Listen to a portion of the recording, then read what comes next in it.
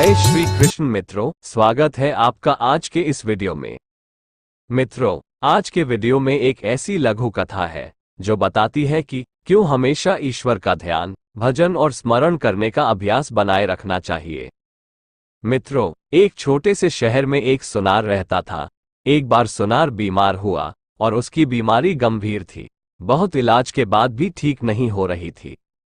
तो सुनार लंबी बीमारी के कारण शैया में पड़ा था। वो कई महीनों से अपने दुकान और बाजार भी नहीं जा सका था। उसे सोना और सोने के भाव का विचार आता रहता था। जब उसका अंतकाल आया, बुखार और बढ़ता जा रहा था। डॉक्टर को बुलाया गया। डॉक्टर ने आकर बुखार चेक किया और कहा बुखार 105 डिग्री है। सुनार को लगा कि उसको किसी ने सोने का भाव बताया। वो अपने बेटे को कहने लगा कि बेच दे, बेच दे। हमने 80 के भाव में लिए थे, अब 105 हुआ है तो बेच दे। ऐसा बोलते बोलते वो शरीर त्याग दिया। सुनार ने सारा जीवन सोना खरीदने और बेचने और सोने के विचार में गुजारा। अंतकाल में भी उसे सोने का ही विचार आया। धन संपत्ति की ही चिंता करने वाले को अंतिम समय में भी रुपए पैसे ही याद आते हैं।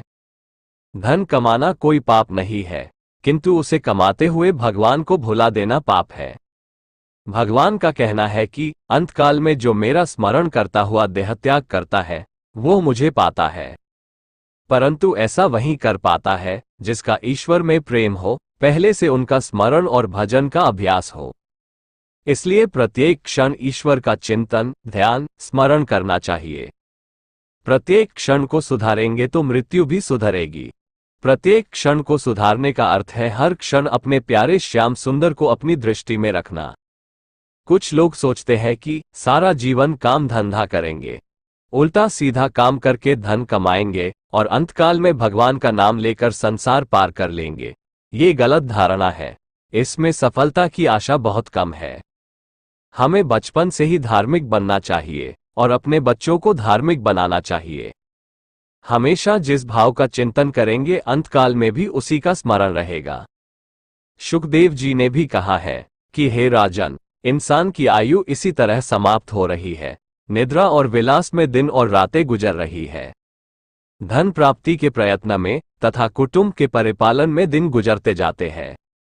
इसलिए सुखदेव जी ने कहा अंतकाल में वात, पीत और कफ से त्रिदोष होता है, जो मृत्यु की भयंकर वेदना होती है।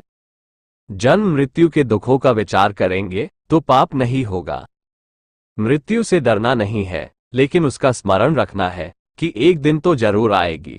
मृत्यु की स्वागत की तैयारी रखें और भजन कीर्तन के लिए अनुकूल समय की प्रतीक्षा ना करें कि अभी उम्र पड़ी है, भजन बाद में कर लेंगे, या ये काम कर लूं तो भजन करूंगा।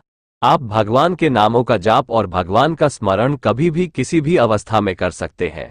संसार के सभी काम करते हुए भी आप भगवान के नाम जाप और स्मरण को कर सकते हैं। इससे आपका अभ्यास बना रहेगा तो मृत्यु आसान और सुखमय होगी। कहानी अच्छी लगी तो लाइक और शेयर करें तथा चैनल को सब्सक्राइब भी कर लें। धन्यवाद। शुभमस्तु।